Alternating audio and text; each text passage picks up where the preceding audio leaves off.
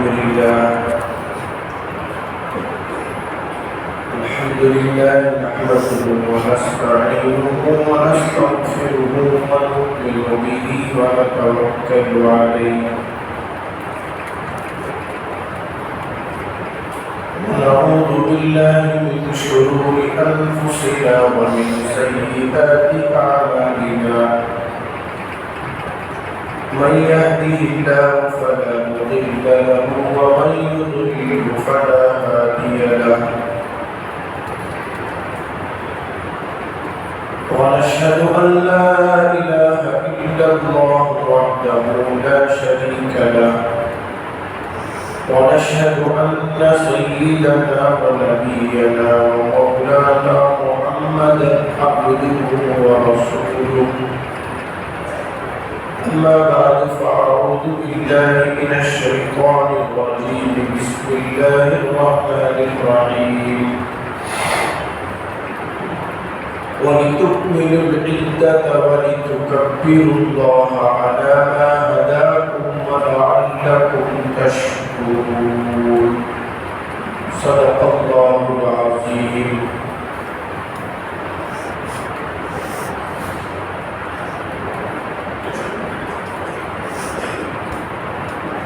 بزرگان محترم عزیز دوستو،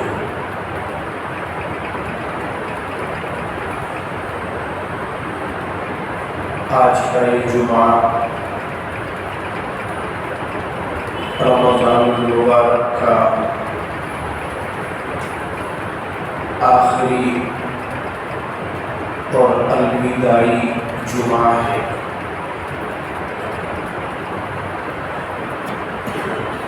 بس رمضان المبارک کے مبارک گھڑیوں کے ختم ہونے کے لیے 5-6 گھنٹے باقی رہ گئے۔ جیسے ہی مغرب کا سورج طلوع ہوگا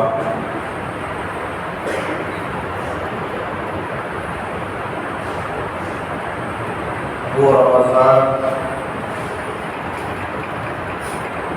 نہیں ہوگا بلکہ غیر رمضان کا مہینہ ہوگا۔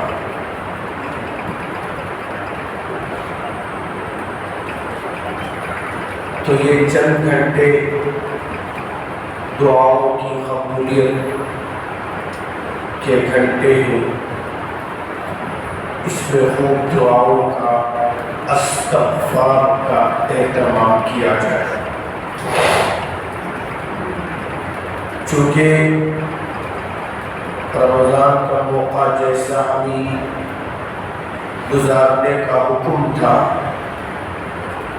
ہم سے تو وہ نہ ہو سکا۔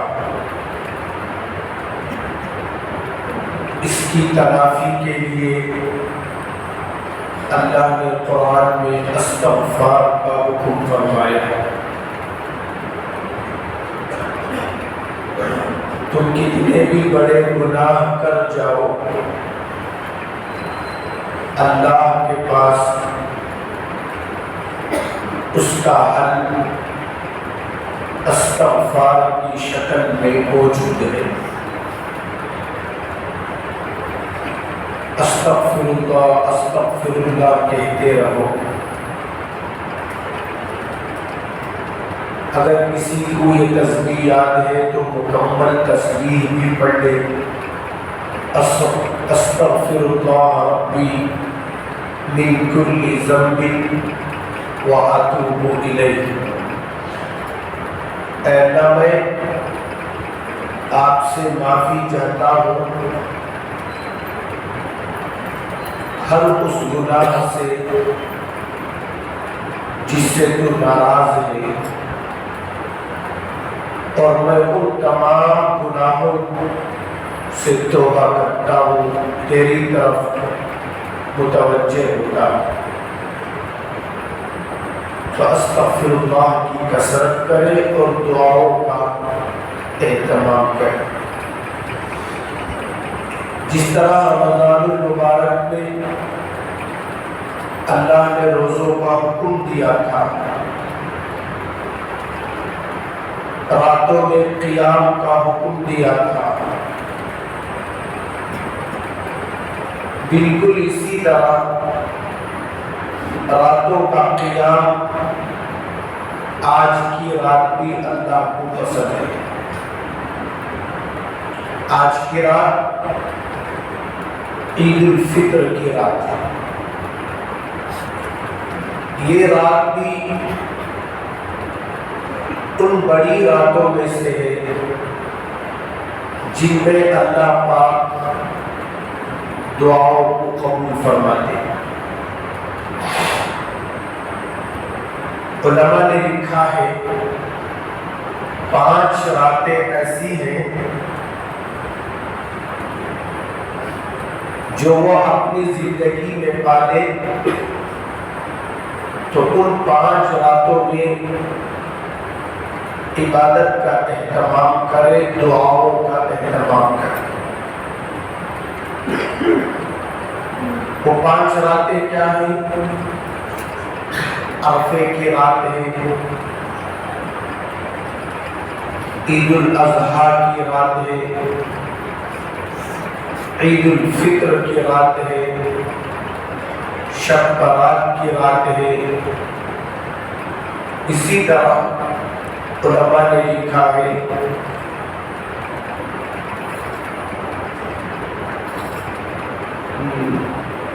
28ویں 8ویں ذی الحج کی رات بھی۔ تو یہ وہ مبارک راتیں ہیں جن میں جاگنے پر بڑی بشارت سنائی گئی، اور خاص طور پر عید الفطر کی رات، اس کا نام ہی انعام کی رات ہے۔ رمضان بھر جو آپ لوگوں نے عبادت کی، اللہ اتنے خوش ہوتے ہیں کہ اپنے بندوں کو انعام دینا چاہتے ہیں، اور کتنا انعام دیں گے، کیا انعام دیں گے؟ علماء فرماتے ہیں اتنا انعام دیں گے انسان اس کا تصور نہیں کر سکتا۔ اللہ کے خزانے لامحدود، انعامات بھی لامحدود۔ کیا انعام دیں گے؟ قیامت کے دن اللہ اس سے راضی اور خوش ہوگا، اور دنیا میں بھی اس کے لیے وہ چیزیں عطا کریں گے جو اس کے حق میں بہتر ہے۔ بندے بعض چیزوں کا سوال اللہ سے کرتے ہیں،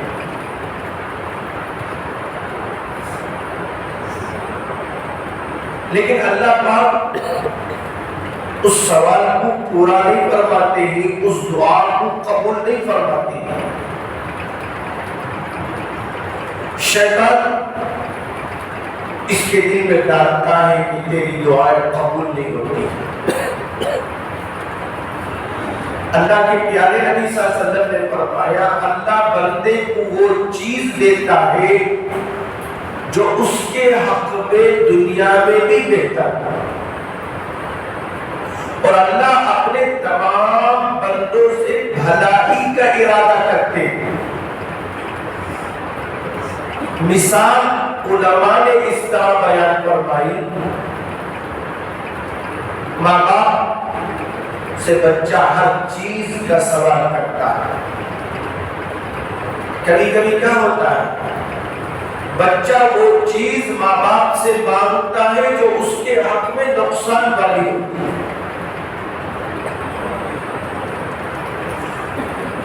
وہ چاہے 1000 ماں باپ کے سامنے گھیگا لے، منا لے، رو لے، ان کے پیروں میں پڑ جائے،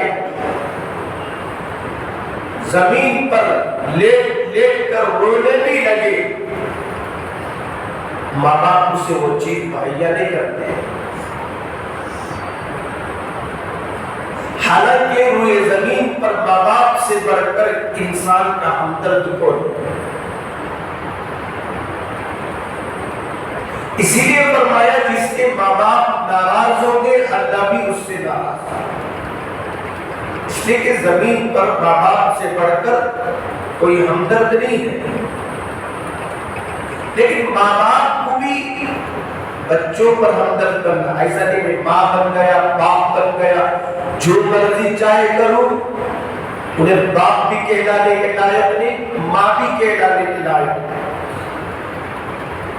ماں باپ کا ادب و احترام اس وقت اولاد کرے گی جب اولادوں کا احترام بھی ماں باپ کرے،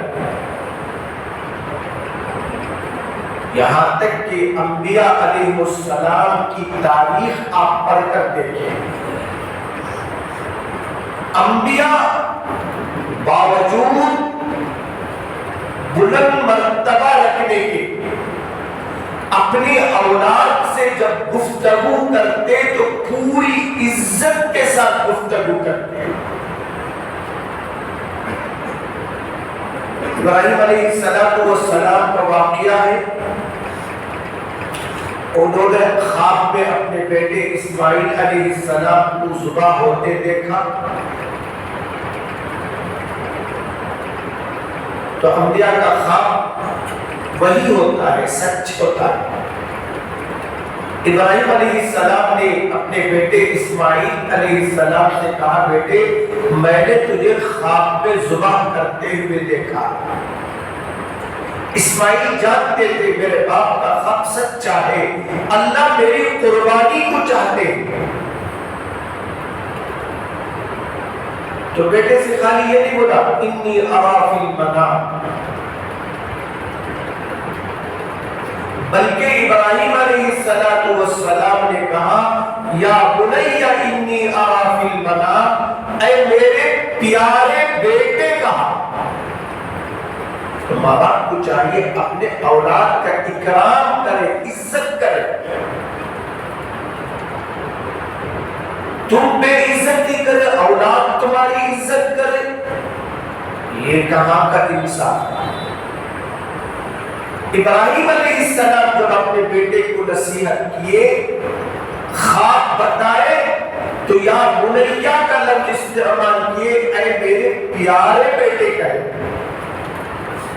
اسی طرح یعقوب علیہ السلام کے جب انتقال کا وقت آیا، انہوں نے اپنے تمام بچوں کو جمع کیا، کہا کہ بیٹے میرے بعد تم کس کی عبادت کرو گے؟ وہاں بھی یا بنیہ کا لفظ استعمال کیا ہے، اور اللہ کے نبی صلی اللہ علیہ وسلم کے بارے میں آتا ہے جب فاطمہ گھر آتی تو بیٹی کے اکرام میں بیٹی کی محبت میں کھڑے ہو جاتے تھے اور بیٹی کے پیشانی کو چومتے تھے۔ آج بتاؤ کون سا باپ ہے جو اپنی بچی کے پیشانی کو چوم رہا ہے؟ بہت کم باپ ایسے ہوتے ہیں۔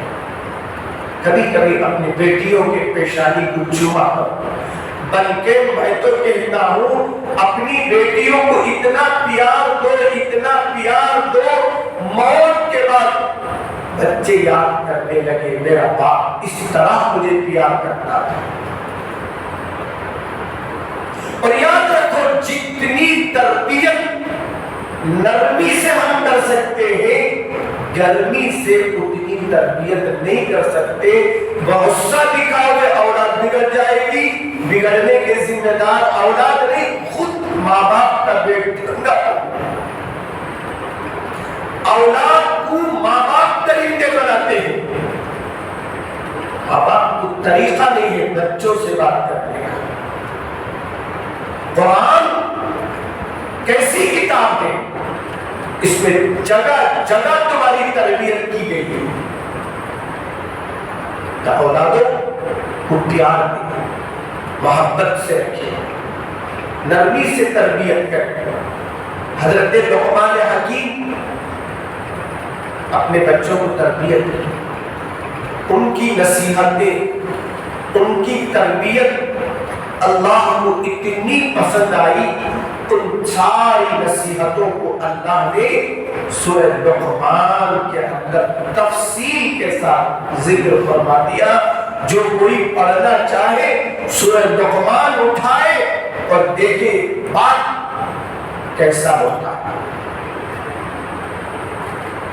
غصے سے تربیت نہیں ہوتی, غیبتوں سے تربیت نہیں ہوتی. ایک بگڑا ہوا آدمی ہے, آپ اسے سامنے نصیحت کیجئے, حکمت سے نصیحت کیجئے, برسوں کا بگڑا منٹوں میں سدھر جائے گا.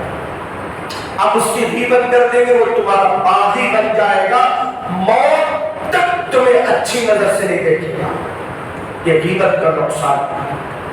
آپ اس سے ہزار میں اچھا پیش آ جائے, جب ایک مرتبہ اس کے کان میں پڑ جاتی ہے فلاں صاحب نے تمہارے بارے میں یہ کہا, ساری عزتیں اس کے دل سے نکل جاتی ہیں.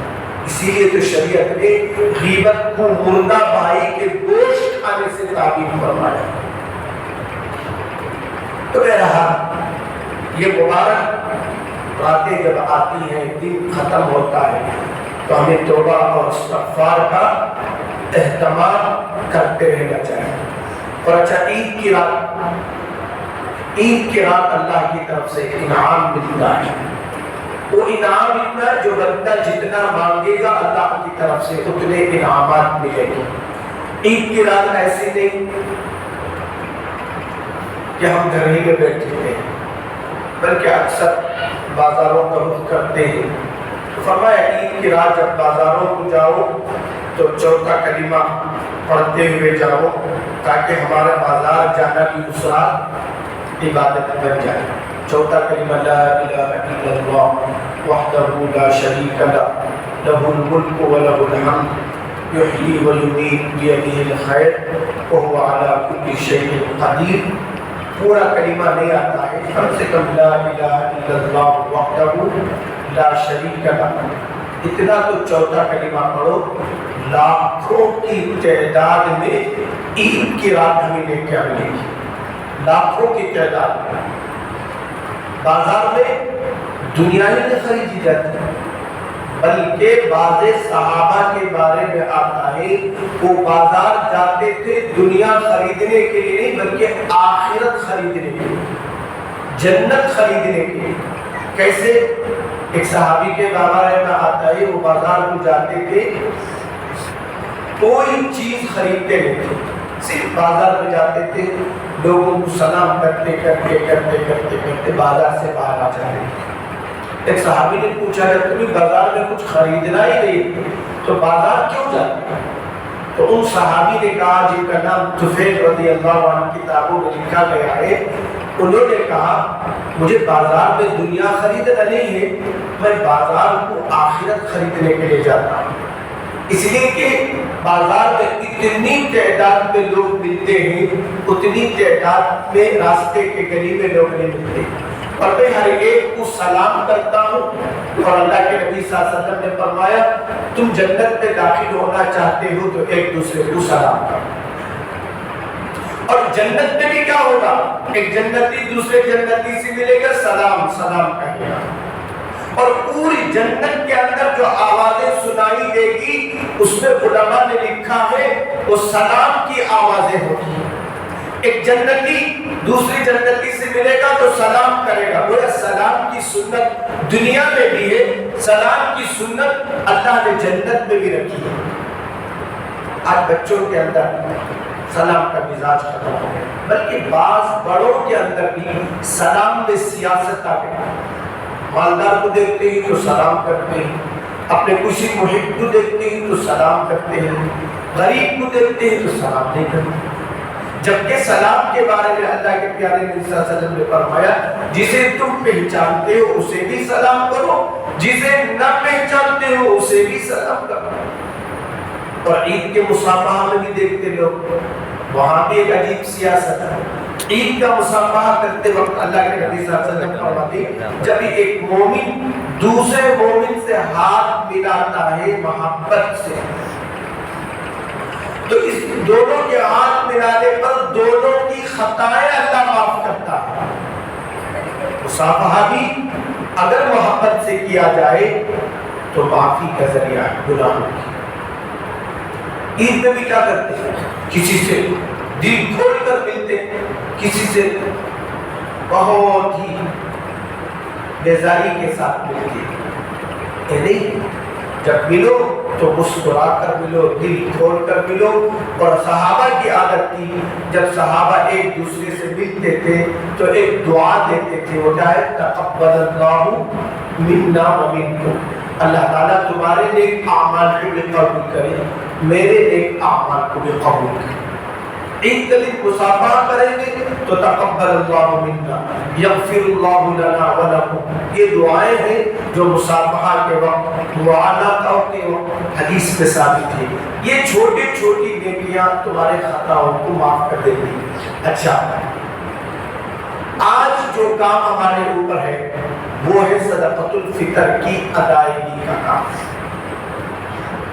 یہ دیکھنے میں چھوٹا سا صدقہ ہے، لیکن اللہ نے سارے رمضان کا نچوڑ اسی صدقے میں رکھا۔ اسی لیے تو اللہ کے نبی صلی اللہ علیہ وسلم نے کہا عیدگاہ جانے سے پہلے صدقۃ الفطر ادا کر دو۔ عیدگاہ جانے سے پہلے صدقۃ الفطر ادا کر دو۔ اور کیا فرمایا؟ یہ صدقۃ الفطر تمہارے روزوں کے اندر جو گناہیں ہوئے ہیں جانے انجانے اسے پاک و صاف کر دے گی۔ لغوی والرفثی حدیث میں آتا ہے، بیکار باتیں کر کے روزے کی روح کو ہم نے ختم کیا۔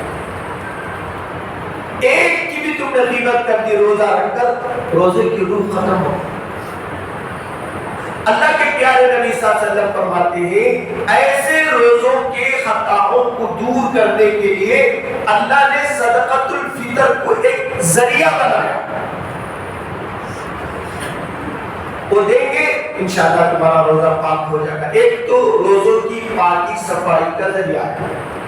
دوسرا کیا فرمایا؟ تُعْمَةً لِلْمَسَاکِینِ، یہ صدقۃ الفطر غریبوں کی عید کا کھانا ہے۔ غریبوں کی عید کا کھانا ہے، وہ تم دے دو گے، پھر اللہ پاک تمہارے روزوں کو آسمان پر اٹھا لیں گے اور اسے قبولیت عطا فرمائیں گے۔ کب فرمایا؟ صدقۃ الفطر۔ اچھا، صدقۃ الفطر بعض لوگ عید سے پہلے دے دیتے ہیں، بعض لوگ عید کے بعد دے دیتے ہیں۔ عید سے پہلے جو دے گا علماء نے لکھا ہے، بلکہ حدیث میں کے الفاظ بھی ہے کہ جو عید کی نماز سے پہلے صدقۃ الفطر ادا کرے گا وہ صدقۃ الفطر اس کے لیے صدقۃ الفطر بنے گا۔ جو آدمی عید کی نماز کے بعد ادا کرے گا وہ ایک عام صدقہ بن جائے گا۔ صدقۃ الفطر تو ادا ہو جائے گا لیکن وہ اجر و ثواب نہیں ملے گا جو عیدگاہ جانے سے پہلے دیتا ہے۔ اس لیے صدقۃ الفطر اپنے گھر کے تمام افراد کے طرف سے ادا کریں۔ جو بچے کماتے ہیں وہ بچے اپنے طرف سے صدقۃ الفطر ادا کریں۔ جو بچے چھوٹے ہیں، ماں باپ جن کی ہر ضرورت کو پورا کرتے ہیں، وہ کیا کریں؟ اپنے طرف سے ان نابالغ بچوں کا کیا کریں؟ صدقۃ الفطر ادا کریں۔ ابھی سننے میں آتا ہے اسے ڈیلیوری ہوئی، اسے بچہ ہوا، اسے بچی ہوئی۔ فرمایا عید کے دن نماز، عید کے دن جو بچہ پیدا ہوتا ہے اس پر بھی صدقۃ الفطر واجب ہو جاتا ہے۔ ماں باپ کو چاہیے کہ اس کے طرف سے صدقۃ الفطر ادا کریں۔ بعض لوگ کیا کرتے ہیں؟ مرحومین کی طرف سے صدقۃ الفطر ادا کریں۔ مرحومین کی طرف سے صدقۃ الفطر ادا کرنے سے ان کا صدقۃ الفطر ادا نہیں ہوتا بلکہ ان کے لیے صدقہ بن جاتا ہے عید کے دن۔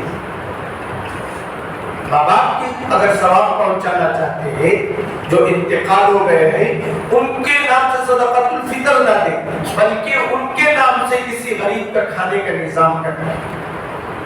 بلکہ ہمارے بزرگوں کے بارے میں آتا ہے عید کے دن بھی وہ اپنے مرحوم ماں باپ کے نام سے کھانے تقسیم کرتے تھے، کپڑے تقسیم کرتے تھے۔ ہم اپنے اولاد کے لیے کپڑا بناتے، بیوی کے لیے کپڑا بناتے، دکان میں کام کرنے والوں کے لیے انتظام کرتے، ساروں کے لیے انتظام کرتے. اگر اس دن ہم کسی کو بھولتے ہیں تو مرحوم والدین کو بھولتے ہیں. کچھ نہ کچھ 10 روپے ہی صحیح اس دن اٹھا کر کسی غریب کو دے دو تاکہ ہمارے ماں باپ کی روح خوش ہو جائے. اللہ نے پارہ نمبر 5 میں کیا کہا؟ وَعْبُدُ اللَّهَ، اے لوگوں تم اللہ کی خوب عبادت کرو. اس کے بعد دوسرے نمبر میں کیا کہا؟ وَبِالْوَالِدَيْنِ إِحْسَانًا، ماں باپ کے ساتھ احسان کرو. تو کہا نا ماں باپ کو بھی اولاد کی قدردان بنا. آج معاشرہ جو بگڑا ہے ماں باپ کے انداز تربیت غلط ہونے کی وجہ سے معاشرہ بگڑا ہے. ورنہ یہ بچے ہمارے لیے آنکھوں کی ٹھنڈی بنتے ہیں. ہمیں آ رہے جا رہے، منہ کھولے تو گالی، منہ کھولے تو فلاں کو، تو بچے بگڑے تو معمولی بھوکنا چاہیے اور نوا بھوکنا چاہیے. ماں باپ کی قدر نکل جاتی ہے. یاد رکھو اللہ کے نبی صلی اللہ علیہ وسلم نے جیسے روٹی کے بارے میں فرمایا اکریم الخبز، روٹی کا اکرام کرو، اولاد کے بارے میں بھی اللہ نے فرمایا اکریموا اولادکم، تم اپنے اولاد کی عزت کرو. اگر ہم اپنے اولاد کی عزت نہ کریں گے کون ہماری اولاد کی عزت کرے گا؟ اور لوگ کیا کرتے ہیں؟ اولاد کی غیبت سب کے سامنے کرتے ہیں. ایک تو اولاد کی عزت جاتی ہے، دوسری تمہاری بھی عزت چلے جاتی. اس لیے تربیت کا ماحول پیدا کرو. رمضان کا مہینہ تربیت کے لیے دیا گیا، اور یہ تربیت کا ماحول جب تک نہیں آئے گا جب تک آپ لوگ دینی مجالس میں اٹھنے کا بیٹھنے کا اہتمام نہیں کریں گے. رمضان میں آپ نے دیکھا ایک عجیب تربیت والا ماحول، کیونکہ آپ تربیت والوں کے درمیان آئے اس لیے اس کے اثرات ظاہر ہوئے. قرآن عیدین کے رات ہمیشہ میں کہا کرتا ہوں گھر والوں کے ساتھ درگزر کا معاملہ کرو، محبت سے رات گزارو. گالی دے کر بریانی کھلانے سے بہتر ہے ہنستے ہوئے باسی کھانا کھلانا. میں ہمیشہ ہر عید میں بولتا ہوں عید کی رات اکثر لوگوں میں کھڑے ماں باپ بچوں کے درمیان کھڑے، اچھا پکو رکھتا، بچے نہیں کھاتے رس جاتے. آپ ہزاروں روپے خرچ کر کے کھانا بنائیں، رات بھر دکانیں ڈھونڈ ڈھونڈ کر چیزیں لائے، فلاں جگہ گوشت لینا ہے، فلاں جگہ آئل لینا ہے، فلاں چاول ڈالنا ہے. ایک آپ کے غصے کی وجہ سے گھر کا قیمتی کھانا کام والیوں کے حوالے ہو جاتا ہے. لہذا اپنے اولاد پر غصہ نہ کرو، اپنی بیویوں پر غصہ نہ کرو، یہ ہمارے محبت کے محتاج ہیں. ان کا دل دکھا کر سو سجدے کا عیدگاہ میں کرنا قبول ہوگا نہیں، سو بھی کرنا سجدے قبول ہوگا. اولاد کا دل مت دکھا، لوگ ماں باپ کا دل دکھا رہے. میں پہلے بولتا ہوں اولاد کا دل مت دکھاؤ. جب تو باپ بن کر محسن بن کر بتائے گا بچے بیٹے بن کر بتائے گا. تو ایک سچا شوہر بن کر دکھائے گا، بیوی سچی بیوی بن کر دکھائے گی. اللہ کے نبی صلی اللہ علیہ وسلم نے مردوں کو حکم دیا ان کے ساتھ نرمی کا. ہم گرمی کرتے ہیں اور ان سے امید رکھتے ہیں نرمی کی، یہ کہاں ہے؟ لہذا عید کے رات اچھا جب کھلاتے ہیں تو خوب بچوں کے ساتھ محبت کرو، بیوی کے ساتھ مسکرا کر ملو. نماز عید ہی تمہاری مغفرت کا ذریعہ نہیں، بیوی کو خوش بھی کرو گے، بچوں کو خوش بھی کرو گے تو یہ بھی محبت کا ذریعہ ہے. پیارے آقا نے عید الفطر کے دن کیا تعلیم دی؟